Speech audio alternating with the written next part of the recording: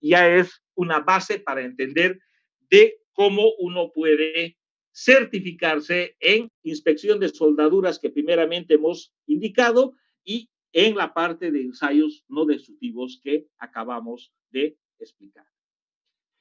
También el inspector de soldaduras tiene que conocer la parte de las definiciones técnicas, ¿no? Esto se lo encuentra en el AWS A3, que son términos, definiciones de términos. Ahí te explicando, bueno, está en inglés, cómo se define cierto término para que no exista controversias en el manejo. ¿Qué es polaridad directa, polaridad invertida? Ahí está, para no confundirse. ¿Hasta acá tienen alguna pregunta?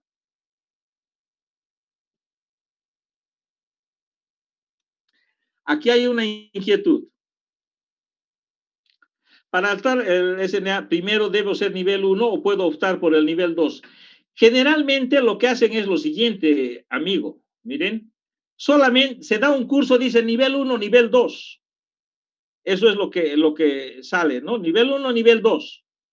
Entonces, ¿cuál va a ser la diferencia para llegar al nivel 1 o nivel 2? Es si no te alcanza, por más que des un buen examen, porque el examen es nivel 1, nivel 2.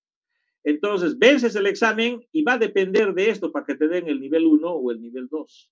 ¿Sí? Va a depender de esto. Si no te alcanzan estas horas, vas a quedarte como nivel 1. Pero si te alcanzan o te pasaste estas horas, lógicamente que venciendo el examen vas a optar por el nivel 2. Espero que se haya respondido a su inquietud. Otra pregunta. Está todo claro.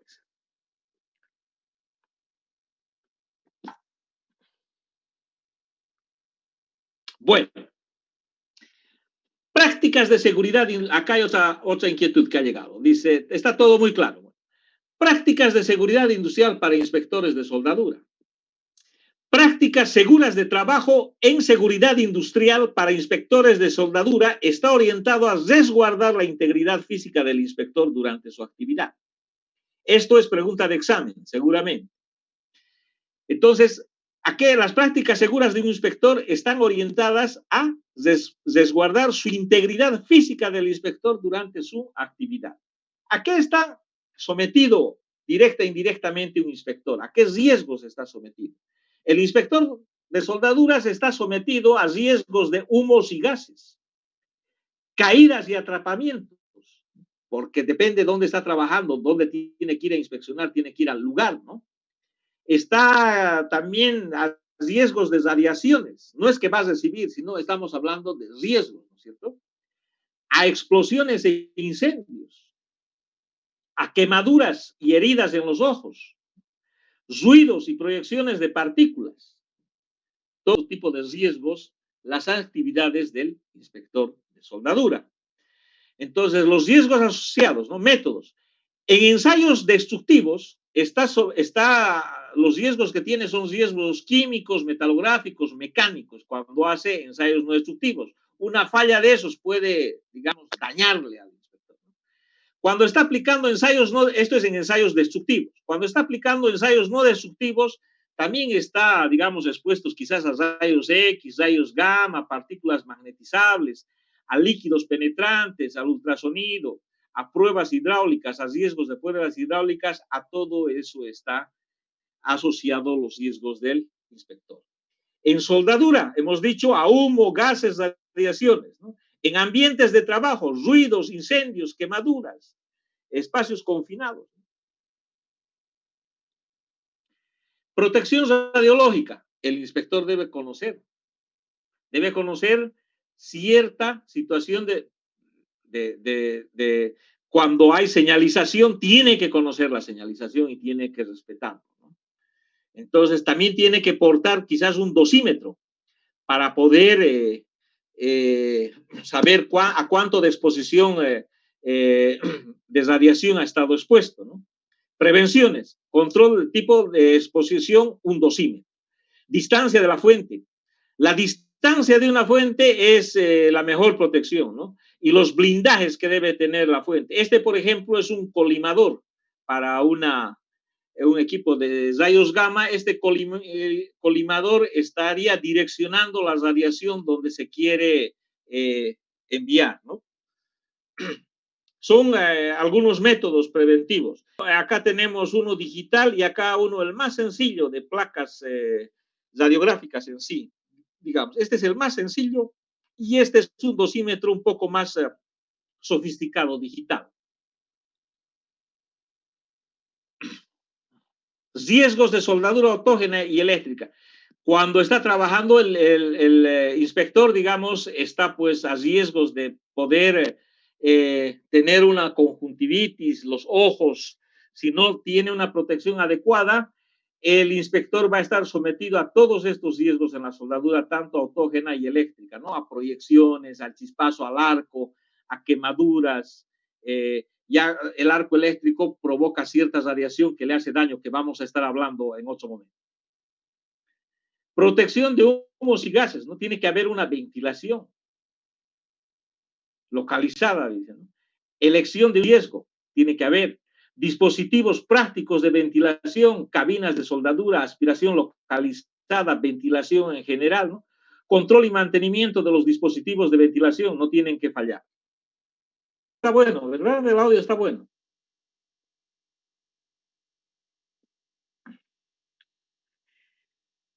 Hoy en la tarde,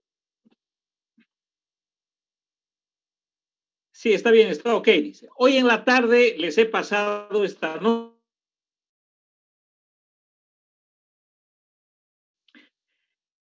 El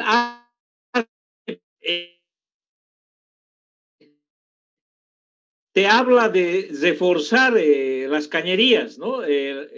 Tuberías. Te habla de poder reforzar estas tuberías. Y te habla de camisas tipo A. Camisas tipo A. Estas camisas tipo A tienen la particularidad de poder ser soldadas, o sea, instaladas sobre una cañería, pero sin dañar la tubería, ¿no? Esta tubería puede estar, digamos, dañado en todo su espesor y lo que se hace es ponerle una camisa, un refuerzo para poder, no se ve la presentación, entonces la presentación voy a verla, un segundito, a ver. Ahora, ¿se puede ver? ¿Se ve la presentación? Sí, está bien, ok. Entonces, sí, está bien.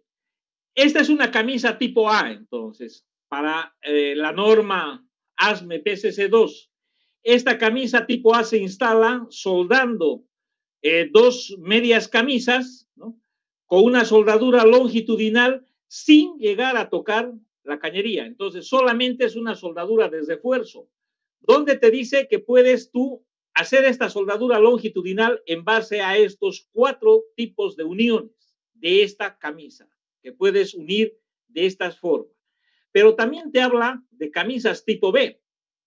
Estas camisas tipo B tienen que ser soldadas con una soldadura longitudinal uniendo estas dos media camisas y fijando esta camisa a la tubería con una soldadura circunferencial.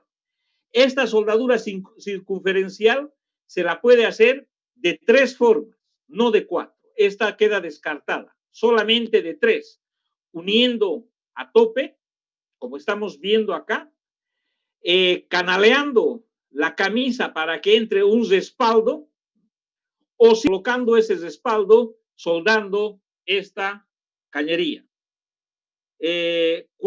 ¿Cuándo es el criterio para aplicar camisa A, camisa tipo B?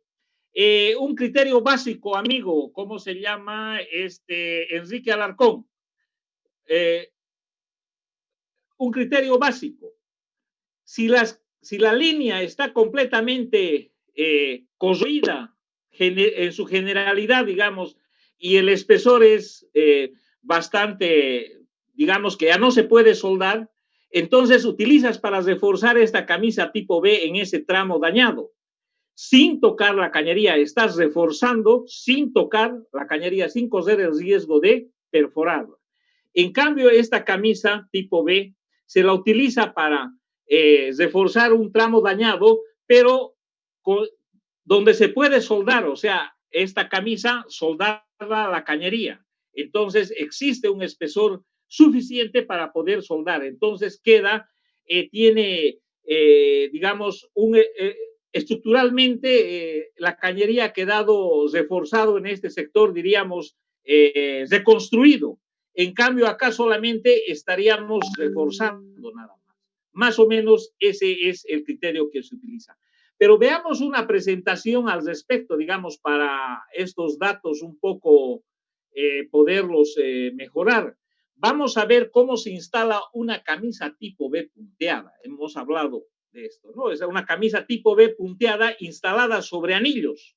Miren, acá se va a colocar anillos, y sobre estos anillos que se está colocando se va a instalar una camisa tipo B. Pero veamos cuál es este caso. Este es un caso bastante particular de instalar una camisa tipo B punteada, instalada sobre anillos de refuerzo.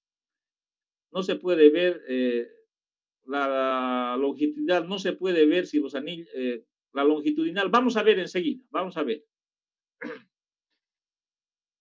Acá dice, camisa tipo B, consideradas como reparaciones de camisa presenta soldadura de filete en los biseles circunferenciales, como estamos viendo.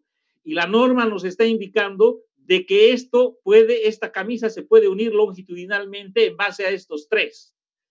Se paralizó la imagen, no se le ve, se congeló las diapositivas. A ver, vamos a ver de nuevo. Vamos a compartir de nuevo. A ver, de nuevo vamos a compartir. Ahora ya se ve. Sí se ve, ¿verdad? Sí, ok, sí, estamos bien. Entonces les decía que esta camisa está perfecto. Esta camisa tipo B punteada se instala sobre anillos en casos especiales donde no se puede la camisa instalar de manera directa. Vamos a ver cuáles son esos casos que esta camisa tipo B se instala sobre anillos. En este caso te está describiendo primeramente la camisa tipo B que hemos hablado, que es una camisa que dice que contiene presión debido a que este tipo de camisas presenta soldaduras de filete, como estamos viendo, y esta soldadura longitudinal, de acuerdo al ASME PCC2, se podría soldar de tres maneras: canaleando para colocar un respaldo y directamente colocando un respaldo. No así con una tira para soldar filetes, ¿no? Como se está viendo acá. No es recomendado. Estos tres sí para la longitudinal. Y luego se instala la camisa, o sea, las posturas circunferenciales. Digamos, la calidad de la tubería de donde se fabrican las camisas deben ser igual o superior a la calidad de la tubería a reparar, siempre y cuando el UPS sea aplicable. Realmente estos anillos, como se está viendo.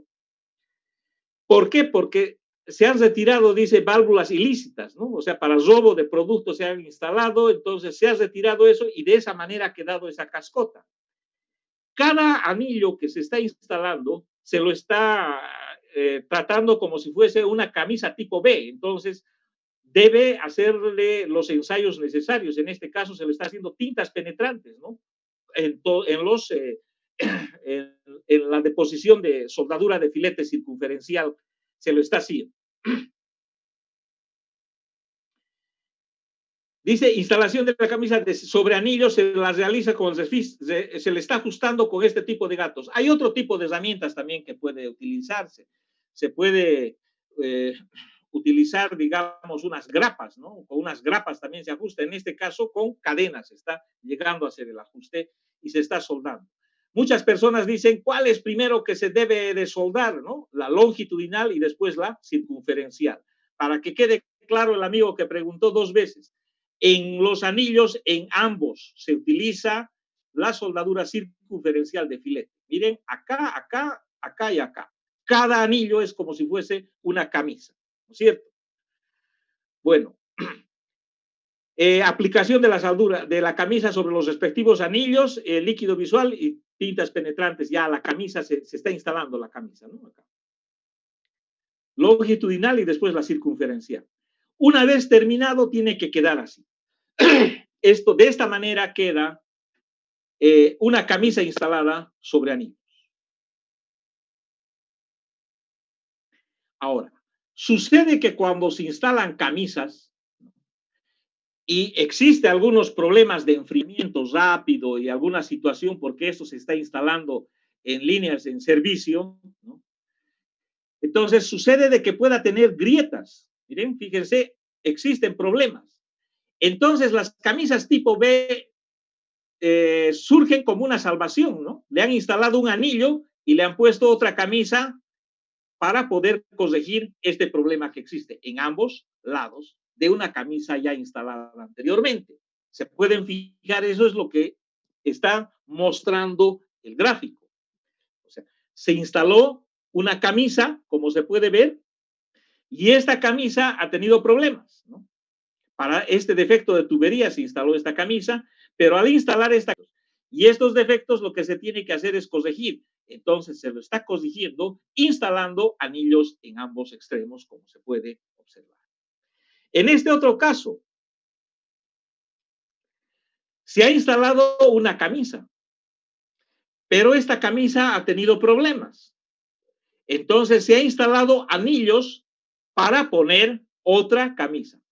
Camisa sobre dos camisas se está instalando, ¿no? Una, dos. Acá está una tercera. Primero se ha instalado una camisa, se ha puesto anillos y se ha instalado otra camisa. Repara camisa sobre camisa que se está haciendo. Se da esos casos. Es muy frecuente encontrar estos casos. Bueno, acá tenemos qué es lo que ha pasado. Se ha retirado, o sea, se ha retirado la cubierta y se ve de que, bueno, hace un tiempo había sido dañado esta línea con maquinaria, ¿no? Se puede ver eso. Acá hay una pregunta que dice, ¿es solo se hacen en emergencias? Mire, las camisas se las hacen en emergencias, pero hay que ver cuándo es una reparación temporaria y cuándo es una reparación, digamos, final. Entonces hay que ver eso. Vamos a ver más adelante, sí, por favor. Vamos a ir bien. Acá, entonces, ha sido dañado por maquinaria. ¿Y qué es lo que es una camisa tipo B? Para reparar este daño que ha habido. Acá, ¿qué es lo que tenemos? Tenemos un pitting en una cañería. Un pitting bastante fuerte. ¿Sí? Y yo veo tres maneras de reparar.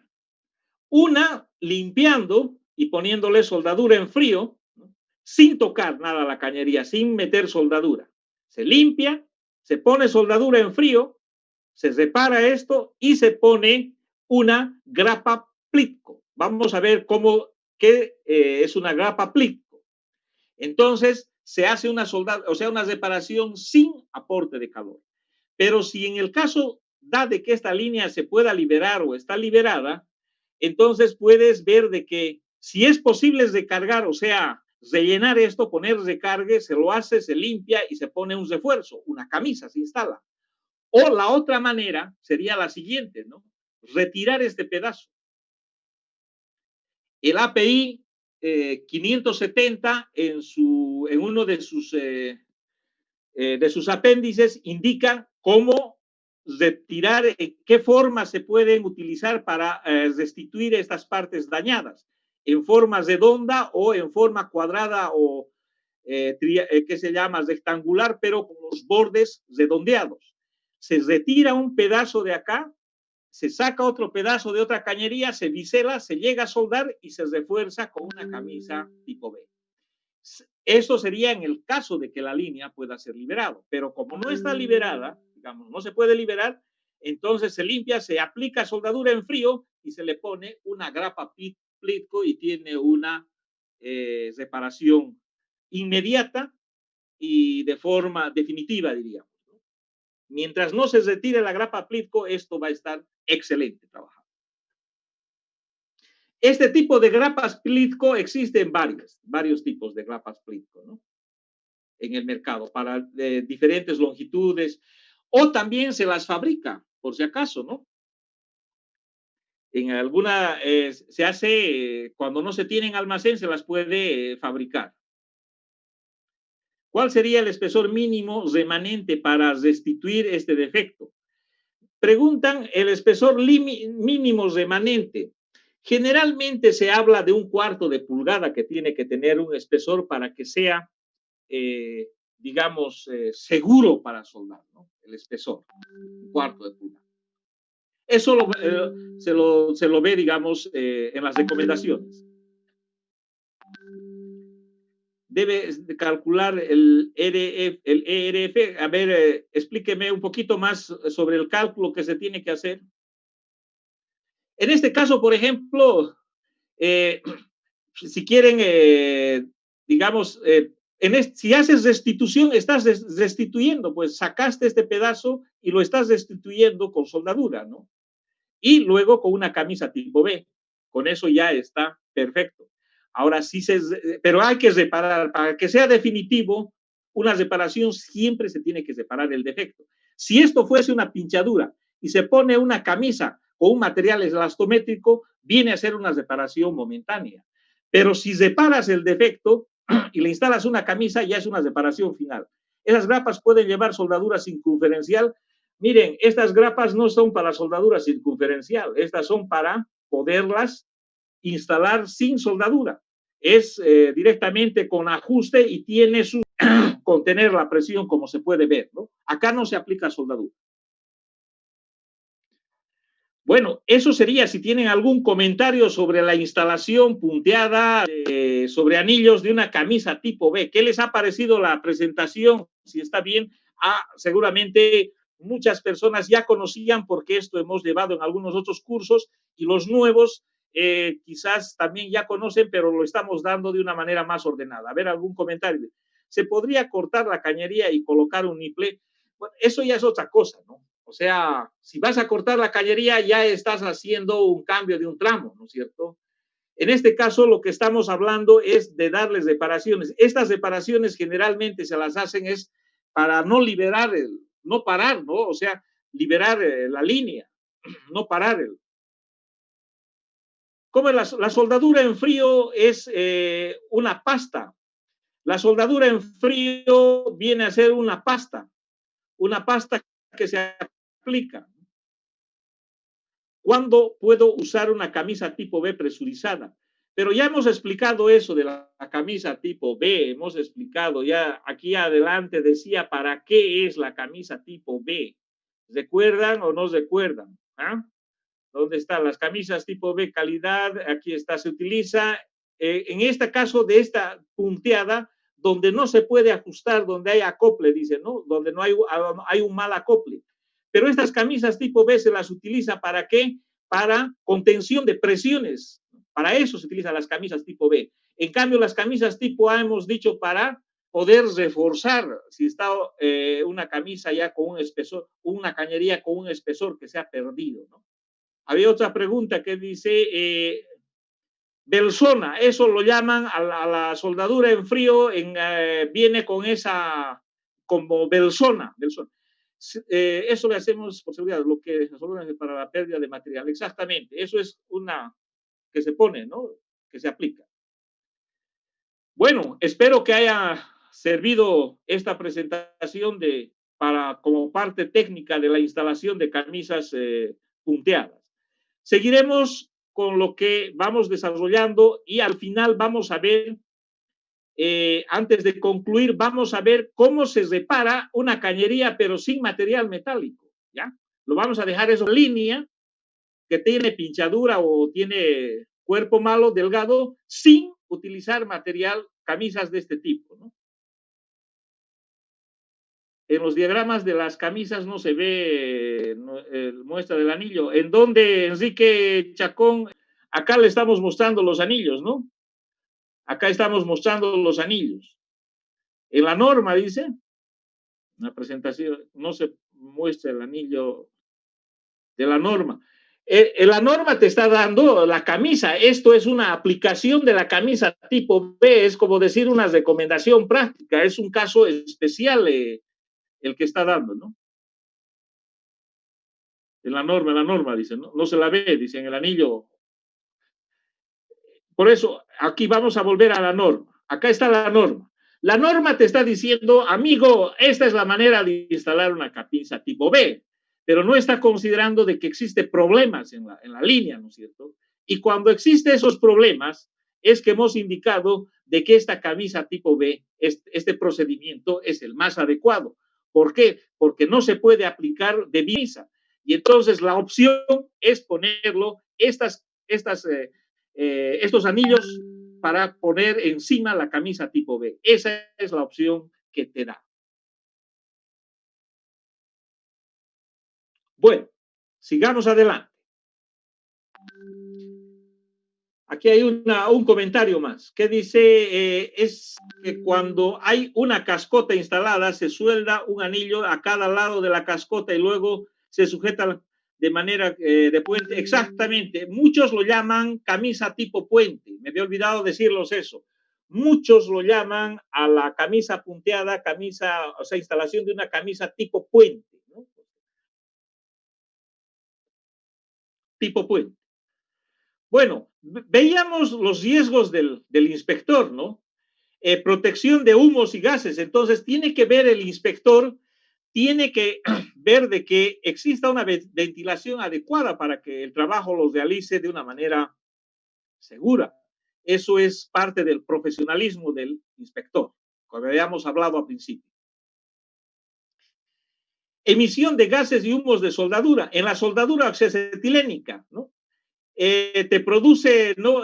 Tanto el decapante, todo eso, este tipo de emisión, la soldadura oxidatilénica te produce monóxido de carbono, nitrógeno, óxido de nitrógeno, humos, el arco eléctrico, también lo propio, humos, monóxido de carbono, monóxido, todos botan monóxido de carbono, ¿no?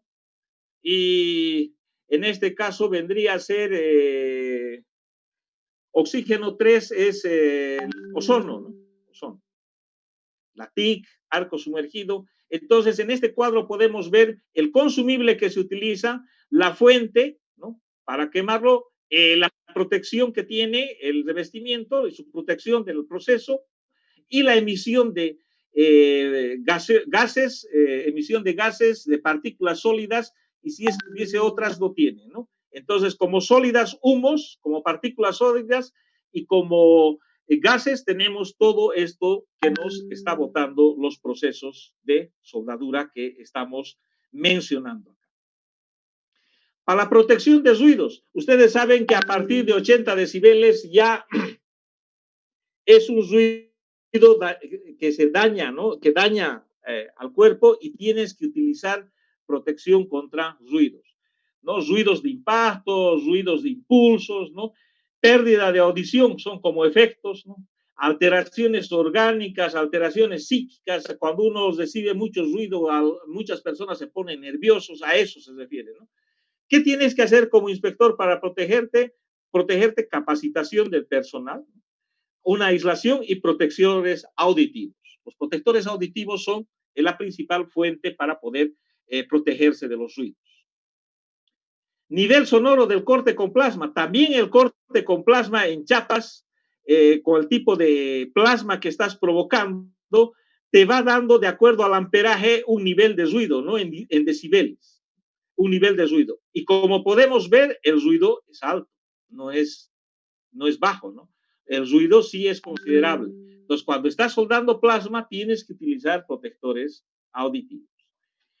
Causas de los accidentes, dicen. Por comportamiento humano, por conductas inseguras, mala organización, se producen se producen accidentes.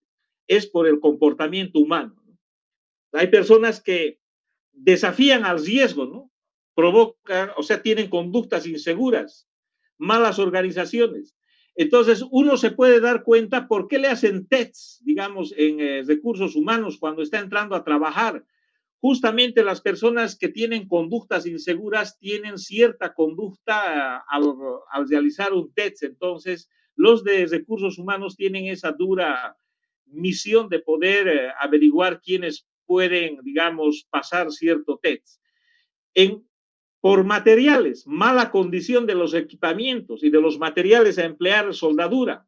Esta mala condición de los materiales hace que se produzca, que se llegue a producir accidentes, ¿no? Humanas y materiales, hemos dicho conductas inseguras y mala condición del equipamiento. Cuando el equipamiento está malo, por decir, los arneses ya no están con problemas, los andamios no son seguros, entonces sí se producen accidentes, ¿no? Entonces hay que evitar justamente producir accidentes. Como inspector, tener cierto criterio para localizar algo que no está bueno, como fuese una condición segura, andamios, ventilación, etcétera. Hay que hacer un análisis de riesgo. Ese análisis de riesgo está orientado, dice, por el tipo de trabajo y lugar que se va a realizar. Si vas a realizarlo en altura o al suelo, entonces, ¿qué tipo de trabajo? Hay que hacer un análisis. Por la manipulación de gases comprimidos, si es que vas a hacer pruebas neumáticas, ¿no? O vas a trabajar con gases comprimidos, entonces hay que hacer un análisis de riesgo. Por agentes contaminantes, también hay que hacer un análisis de riesgo. Si se está utilizando, por decir, no sé, querosén, digamos, como vehículo en un ensayo por tintas fluorescentes húmedas, digamos, y estás utilizando querosén, es un agente contaminante. Entonces hay que llevar protectores para poder sobrepasar eso, ¿no? Por métodos de ensayo, ¿qué tipo de ensayo estás haciendo? Si tiene su riesgo, entonces hay que hacer análisis. Por el tipo de inspección, ¿qué riesgo estás haciendo? Hay que hacer un análisis. Por el control de calidad en las soldaduras, que tienes que llegar al mismo lugar, hay que hacer un análisis al riesgo al cual está expuesto el soldador. Y estos riesgos se los plasma en un documento. ¿Qué se llama ese documento? Un APR, Análisis Preliminar de Riesgo, un APR, ¿cierto? Recomendaciones para reducir la exposición a gases húmedos y gases y humos, dice, ¿no? Seleccionar un proceso de soldadura adecuado, considerando que la selección de los aspectos de productividad y de emisión de contaminantes. Seleccionar consumibles con baja emisión de humos y gases. Seleccionar parámetros de soldaduras adecuados. Tener una ventilación adecuada en las áreas donde se realizan tareas de soldadura. Tener protección personal para minimizar la exposición a humos y gases. Caretas. Recomendaciones para reducir la exposición a radiaciones. Planifique el trabajo para estar lo menos expuesto a la radiación. Utilice el tipo de blindaje necesario para la radiación a la que será expuesto, si es que uno va a trabajar en esas condiciones. Tenga en cuenta las normas. Utilice el instrumental y equipamiento adecuado para su protección. En este caso, por ejemplo, está delimitado. Acá el inspector tiene un detector de radiación, un contador Geiger, que se llama, ¿no? Contador Geiger. Esto avisa la radiación cuando se está acercando, te dice el nivel de radiación, ¿no? Por ruido. Recomendaciones para reducir la exposición al ruido, al peligro que ocasiona las proyecciones de partículas. Utilice protectores auditivos, tapones, orejeras, cascos.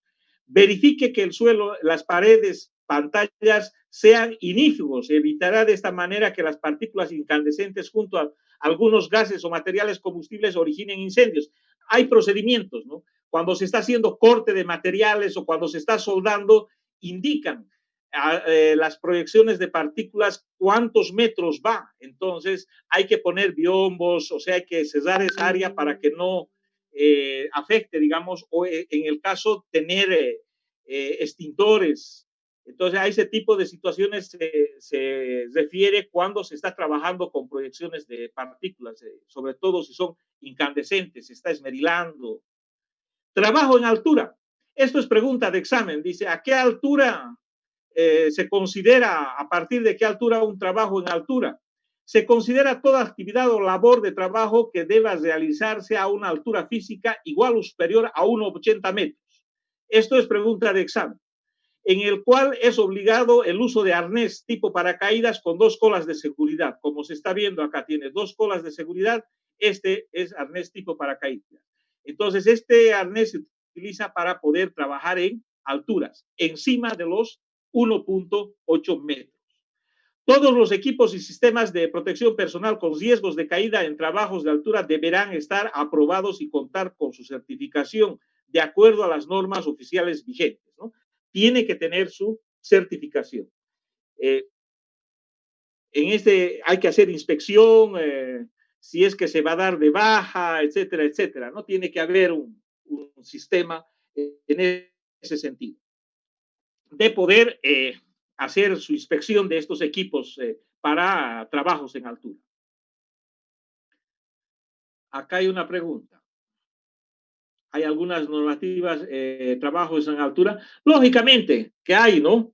Hay procedimientos al respecto, ¿no? Algunos, digamos, tienen más seguridad que otros, digamos. Hay que ver el trabajo que se está realizando, ¿no? No es lo mismo, digamos, en una construcción, por ejemplo, de un edificio, es otro el sistema que se aplica como en la parte, digamos, de refinerías, en la parte petrolera, pero existen procedimientos para el trabajo de altura. Existe una capacitación que hay que dar. Dice, en el arnés de la foto es extensible, no es el que de la refinería existe 6 metros y entre 1,6 metros se usa un cabo. Lógicamente, digamos que hay que saber dónde anclarse, ¿no? Si estás a 1,80 metros, no vas a anclarte a cierta situación. Esto se abre justamente cuando existe un peso, cuando tienes una caída, ¿no? Fuerte. Pero, digamos, existe pues procedimientos, ¿no? Entonces, de qué manera tienes que anclarte, cuando te capacitas te dirá que nunca te ancles al nivel de donde vas a trabajar, siempre tiene que, a cierta altura se tiene que anclar, etcétera, etcétera, ¿no? La capacitación deberá contemplar, dice, la siguiente información, ¿no? Para trabajo en altura para el inspector. Riesgos de trabajo en altura, uso correcto de los sistemas, equipos de protección personal, instrucciones de uso, componentes de sistema de protección contra las caídas de altura. Entonces, el inspector tiene que capacitarse en todo el manejo de todo esto, ¿no? Si no, entonces no le van a aprobar un trabajo en altura si no está capacitado, si no tiene idea de trabajar en altura. Limitaciones de uso de equipo, ¿no? Trabajo. Instalaciones requeridas, sistemas de anclajes correctos, técnicas correctivas de la conexión de distintos componentes del sistema, inspección periódica de los sistemas de equipos a efectuar el usuario y medición y almacenamiento de equipos del sistema. Acá podemos ver que están trabajando en altura en un espacio confinado, ¿no? Para poder hacer réplicas metalográficas en los diferentes tubos. Acá está en una esfera, también está haciendo, va a sacar una identificación positiva de material de la esfera, pero este señor ha cumplido con un curso de capacitación de alpinismo. O sea, él está bien capacitado para poder hacer este trabajo en una esfera, ¿no? Entonces, para eso es la capacitación que se hace en trabajo en altura, ¿no? Como podemos ver, el inspector está a diferentes riesgos y tiene que tener una capacitación. Trabajos en espacio confinado.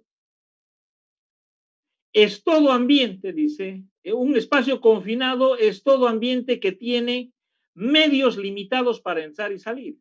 Se entiende por medios limitados a todos aquellos que no permiten una entrada ni una salida de forma segura y rápida de todos los ocupantes.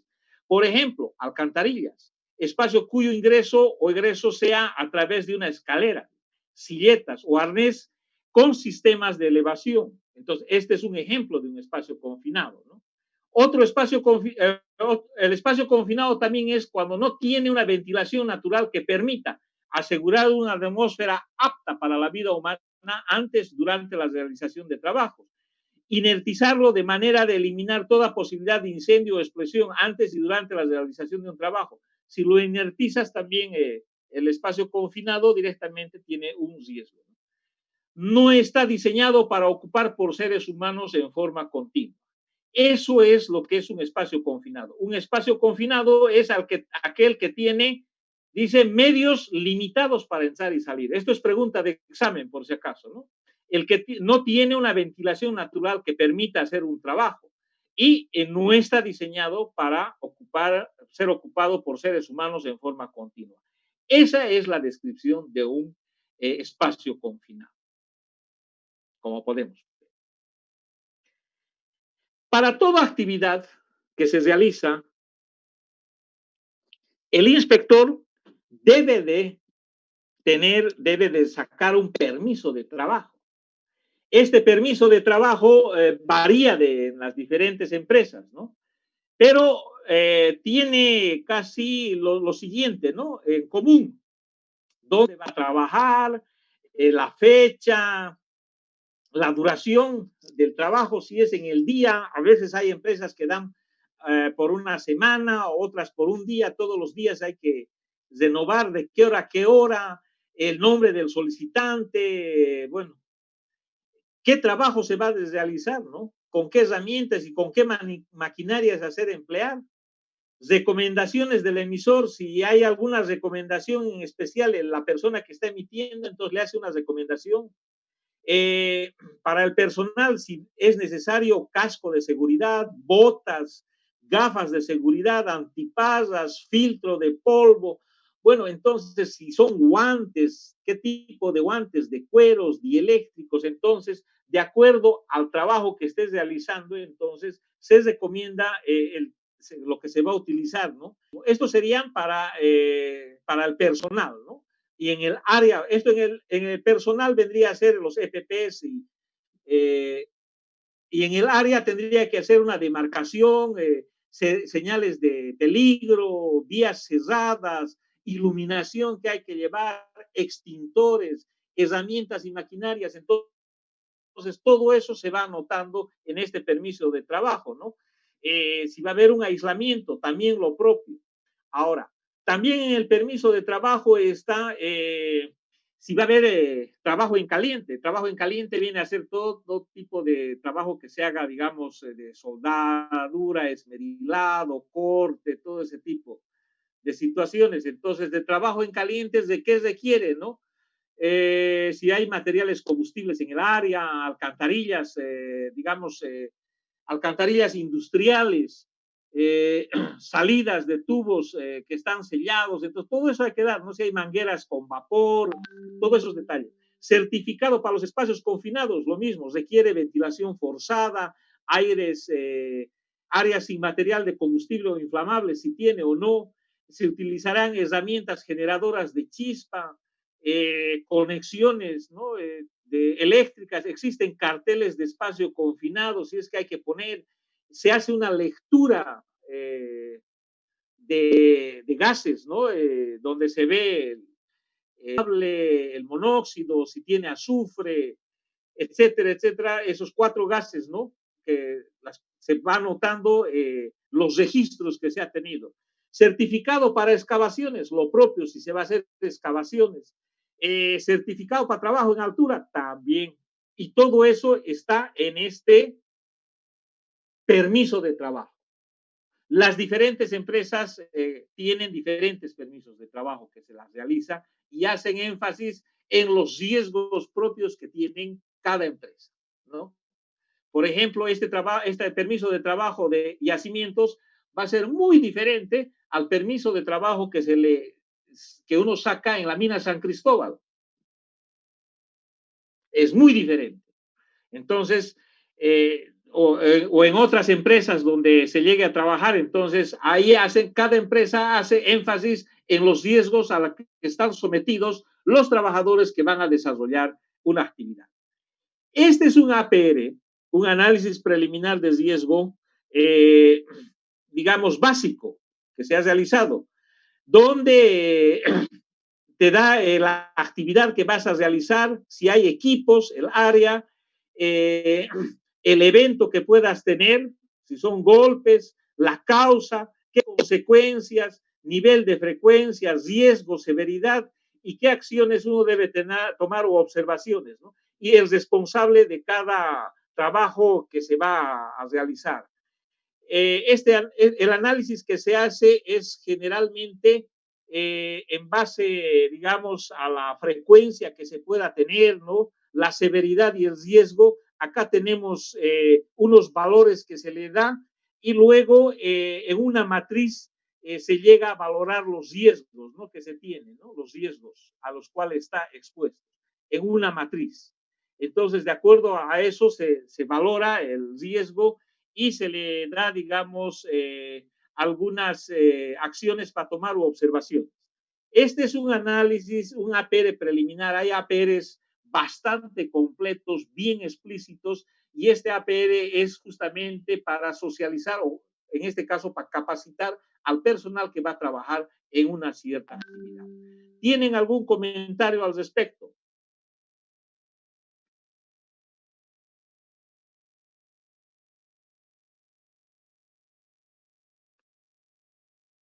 Acá hay un comentario, todo claro, perfecto. Ahora vamos a hacer una presentación muy interesante. Vamos a hacer una reparación y rehabilitación estructural de tuberías sin material metálico, sin material metálico, y todo con norma. Algunos ya le han visto, las personas que han hecho el curso de construcción, inspección y mantenimiento de ductos, ya han visto esta capacitación y esta presentación y la van a volver a refrescar en sus conocimientos. Las personas que no han hecho, les va a ser muy interesante esta presentación. Es bastante interesante, muy bonita, presten la atención. Dice reparación y rehabilitación estructural de tuberías, sin material, utilizando compuestos no metálicos. O sea, se va a hacer una reparación utilizando compuestos no metálicos. ¿Qué son los materiales compuestos? Dice, son dos o más materiales disímiles combinados para crear un material completamente diferente. Es como más o menos el concepto de una aleación. Una aleación es una combinación que se tiene, es una mezcla de dos materiales, o tres o más, en una sola, con materiales diferentes. Un ejemplo de esos es el bronce. El bronce es un material que se obtiene de la aleación del cobre con el estaño. Y el bronce tiene un diferente comportamiento, es muy diferente al cobre y muy diferente al estaño, ¿no es cierto? El bronce. Entonces, lo mismo acá, son dos materiales disímiles, no metálicos, que son combinados para crear un tercer material completamente diferente. Los materiales compuestos han sido producidos por el hombre desde hace muchos años. Por ejemplo, un ejemplo de estos es el adobe fabricado con paja y lodo. En tiempos más recientes, el concreto, las llantas radiales son materiales compuestos. Los materiales compuestos avanzados. Para trabajar, para hacer esta reparación, necesitas dos tipos de materiales compuestos. ¿Y cuáles son? Las fibras de refuerzo, las fibras de refuerzo, que pueden ser fibras de carbón, fibras de vidrio o el Kevlar. ¿Conocen ustedes lo que es el carbón, las fibras de carbón? ¿Conocen las fibras de vidrio? Ahora ustedes investiguen en su celular qué es el Kevlar. El Kevlar, que también es una fibra que se utiliza como refuerzo. Y luego necesitas una matriz polímera, o sea, un epóxico, que puede ser un epóxico, un éster de vinilo o un uretano. En este caso, para la presentación, se está hablando de un epóxico, como matriz polímera. Las fibras deben ser, dice, el componente que asume la carga y el material matricial, esto polímero, une las fibras en forma que permitan que éstas asuman la carga. Aquí está. Estas son las fibras de repuesto que pueden ser carbón, Kevlar o vidrio. Y la matriz polímera es este material, este compuesto que se está utilizando, se va a esparcir en toda esta fibra de carbón, saturando para poderla poner en este caso en la tubería, diríamos, ¿no? En la tubería, para poder reparar la tubería. Entonces, veamos cómo se hace esta reparación. Pero antes de eso, dice, algunos de los usos de los materiales compuestos. Los materiales compuestos estarían utilizando en satélites, en autos para sus formas que los dan, en equipos deportivos, en raquetas, en palos de golf, en cascos, en aviones. Muchas de las partes de los aviones están hechos de materiales compuestos. Entonces, estas son algunos de los usos de los materiales compuestos. Bueno, ¿en qué defectos de tubería se puede aplicar las fibras de carbón? Cuando hay corrosión externa, para reparar. Cuando hay corrosión interna. Cuando hay abolladuras. Cuando hay pinchaduras. Cuando hay fuga. Cuando hay pinchaduras. Aquí se puede utilizar las fibras de carbón para reparar esto. De la siguiente manera, en tubería recta se repara de esta manera. En codos se repara así. En test, en purgas de venteo, en reducciones, en bridas, en válvulas, se llega a reparar con esta fibra de carbón como material compuesto. Pero decimos, a ver, acá hay una pregunta. ¿Algunas restricciones de presión, temperatura, tipo de fluido? Ninguna.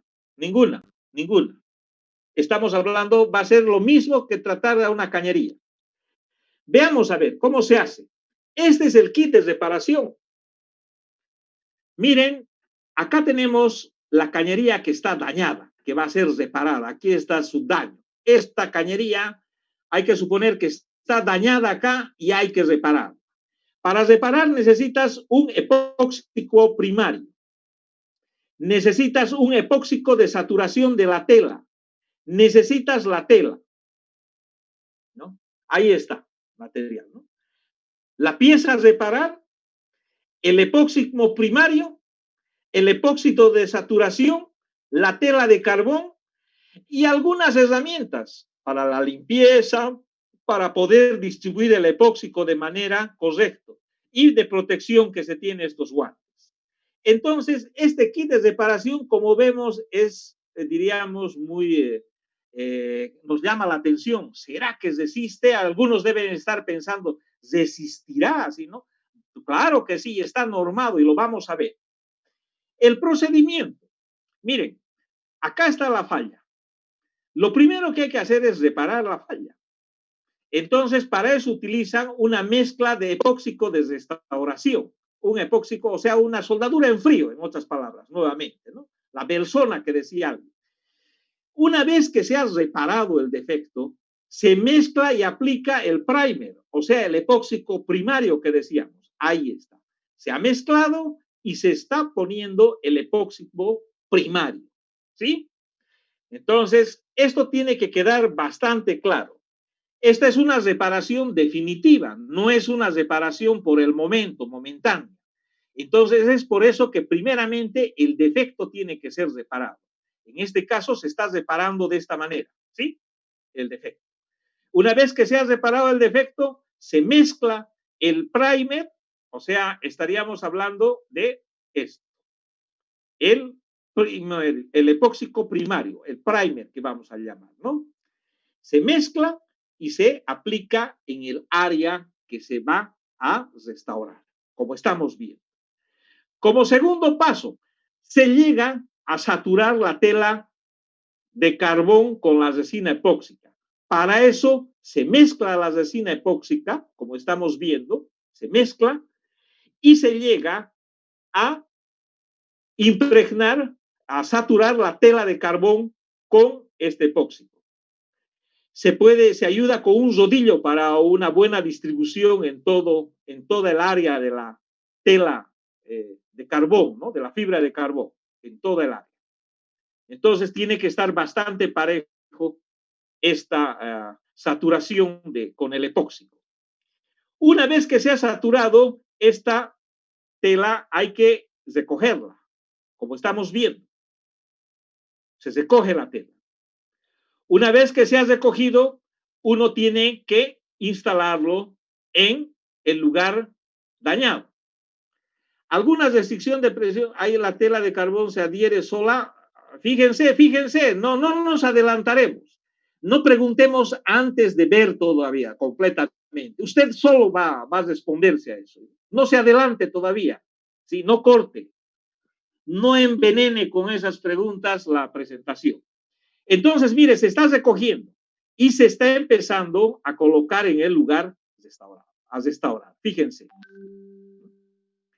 La cantidad de vueltas ya ha sido calculado, ¿no? Se va a calcular en base a la presión que se quiera detener. Pero generalmente son 3, 4 vueltas, es lo que yo he podido ver. 4, 5 vueltas, 3, 4, 5 vueltas, está por ahí. Miren, ahí está la reparación terminada. Y uno se pregunta y dice, ¿resistirá eso? Mire, pero es así de simple que se ha visto. No es nada complicado. ¿Qué hemos hecho? ¿Qué es lo que hemos visto?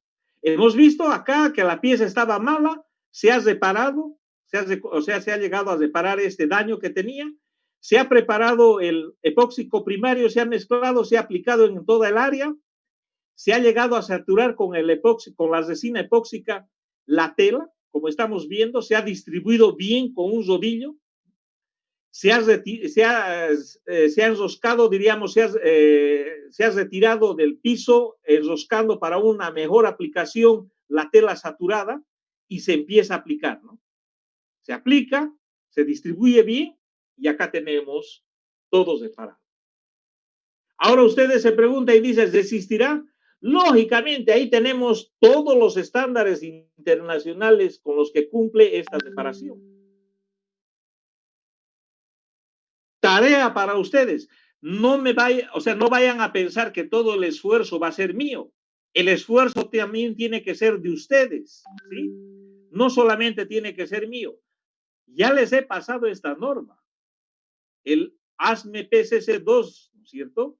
Vean en qué parte dice, en qué parte indica de que está cumpliendo con esta de materiales no metálicos, ¿no? Esa separación de tuberías.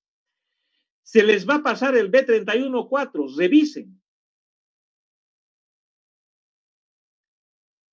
Hay necesidad, espere un momentito, hay necesidad, lo vamos a ver una aplicación, hay necesidad de hacerle prueba de inspección, ¿sí? Hay necesidad de la calidad.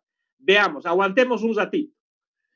Entonces, miren, vean el ASME B314 en su párrafo, el B318, por ahí le estoy tomando el pelo, entonces ustedes van a poder ver. También es el esfuerzo suyo, ¿sí? Cuando uno hace más esfuerzo, investiga, las cosas detiene mejor, o sea, es una persona que va a detener, o sea, se está constatando las cosas, ¿no? Entonces, está verificando las cosas, ¿no?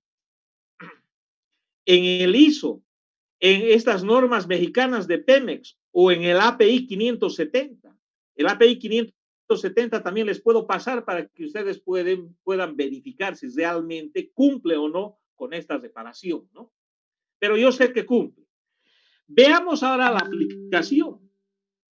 O sea, porque esto, lo que les he explicado es en laboratorio, ¿no es cierto? La reparación. Veamos una reparación en serio. Una línea de reparación de una línea de crudo en Colombia. Por acá hay una línea de crudo, esta es la selva, ¿no? Una línea de crudo.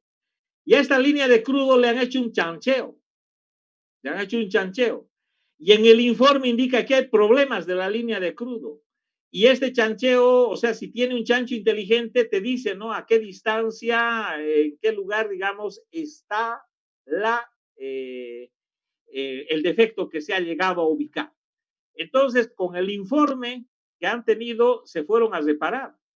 Entonces, las personas se han trasladado al área y solamente hasta cierto lugar del área había vinculación caminera, diríamos, estable.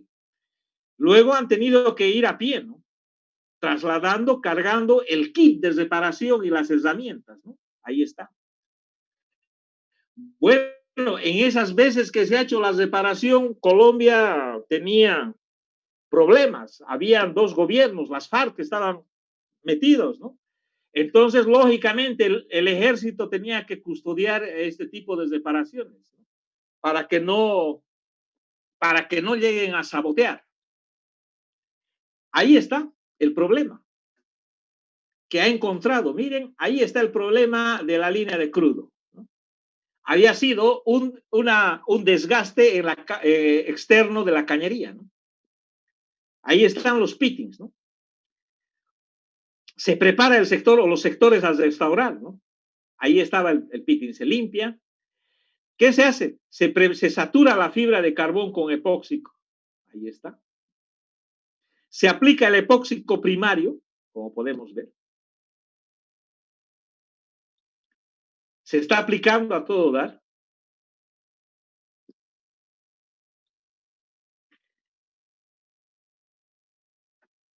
La aplicación de la fibra de carbono saturada con epóxico, miren, en dos lugares.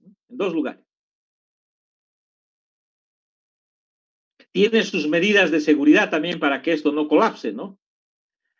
Ahí está, se están colocando este personal, digamos, una de las recomendaciones que se hace a los inspectores, o bueno, es una recomendación personal, digamos, ¿no? Hay que llevarse muy bien con el personal que está trabajando, que está ayudando, ¿no? Este personal, cuando se le explica, se le capacita qué es lo que se va a hacer, pues el trabajo lo hacen mejor que uno incluso, ¿no? La limpieza, todo eso, ¿no? Ellos están, digamos, con las ganas de aprender, de colaborar y de ser inspectores también en algún. El traslape que se hace, si es que se va a avanzar, vamos a ver más adelante. Sí, por favor. Es como estuvieras haciendo una reparación, un taipeo, ¿no? ¿Cuánto es el traslape en el taipeo? Pulgada y media, 2 pulgadas. Dice un perfil de anclaje específico, no, limpieza se hace, ¿no? El que va a dar el anclaje va a ser pues el epóxico primario, ¿sí? El epóxico primario va a pegar. Pero veamos, bueno, en este caso, este es el trabajo que se ha hecho en esta línea de crudo. Esta es otra línea de crudo de Turquía. Aquí se ve cómo se hace un ensayo. También lo mismo, ¿no? Le hacen se levanta la línea, ¿no? Se hace una limpieza a la línea donde había problemas, incluso le hacen un arenado para una mejor inspección, como se puede ver, mejor inspección, una buena evaluación de los lugares, por ejemplo, el fondo de un tanque de almacenamiento, lo mejor es hacerle un arenado para hacer la inspección. En este caso, en la tubería, se le está haciendo una limpieza con arenado excelente, hacen la inspección, se puede ver lo que se han hecho las mediciones de espesor, todo. Si se dan cuenta, esta es una cañería con soldadura, digamos, no es, tiene una línea recta, sino es oblicuo su soldadura, ¿no? Helicoidal. Helicoidal. Es una helicoidal. Bueno, ahí está, le están haciendo la limpieza, están haciendo la inspección, se hace la limpieza a metal casi blanco, ¿no? Que es metal blanco, mejor dicho, para una mejor inspección. Le aplican el primer y luego le están aplicando la tela saturada, ¿no? Con epóxico de carbón. Le hacen su traslape, como es un taipeo en realidad, ¿no? Están taipeando, en otras palabras. Es un taipeo que se hace. Le aplican en todos los lugares que se ha determinado que se va a poner que tiene problemas y le hacen un control de calidad. No me pregunten el control, pero es parecido a la parte de adherencia que se le hace al equipo, ¿no? A la parte de adherencia en los recubrimientos protectores, ¿no?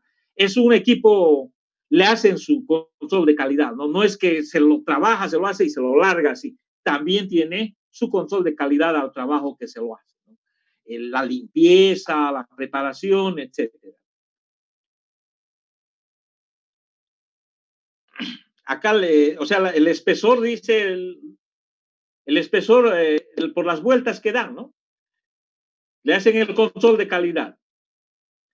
Miren, acá hay un codo que se va a reparar, un codo. Y ese codo se ha reparado de esta manera. Es definitivo, ¿no? No es que lo han reparado por el momento. Esas son reparaciones definitivas, ¿sí? No es por un cachito que lo han reparado. No es reparación momentánea. Son reparaciones definitivas. Por eso están avalados por varios códigos que hemos visto. Para muchos ya seguramente conocían este tipo de reparación o es que ya sabían. Y para otros debe ser una novedad. Y para las que son una novedad justamente son las personas que todavía están dudando de estas reparaciones, ¿no? Tienen muchas preguntas. Entonces acá es un codo, fíjense que se está reparando. Acá hay un equipo que está con pérdidas, ¿no? Y se ha llegado a reparar el lugar, ¿no? Se ha reforzado, se ha reparado. Acá tenemos válvulas que están con problemas y estas válvulas también han sido reparadas.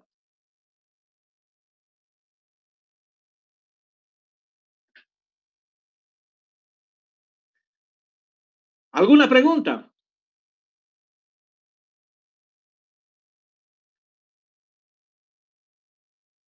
¿Qué les ha parecido la presentación? ¿Sí? Para mí me parece que ha sido buenísima la presentación. Para muchos acá, es muy interesante. Todo bien. Excelente, interesante. Bueno, lo que me gusta es de que ustedes tienen que, de esta manera, digamos, estamos ya empezando a darle calidad al curso, ¿no? Esto es para darle calidad. Estas presentaciones yo les voy a entregar todo